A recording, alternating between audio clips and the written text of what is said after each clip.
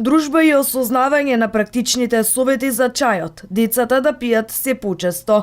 Ова денес беше главниот мотив детската градинка во Штип Вера Циривири Трена да организира чајанка за дечињата. Целта на ова истражувачка активност беше децата да се дружат, да осознаат практичните совети и знаења, она што треба да го знаат за чајот.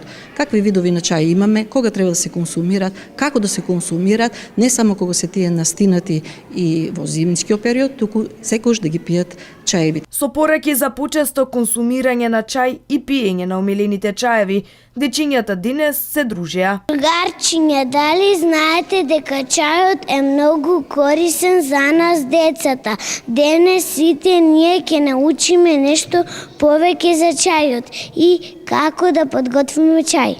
Јас пијам чаеви најмногу од камилица.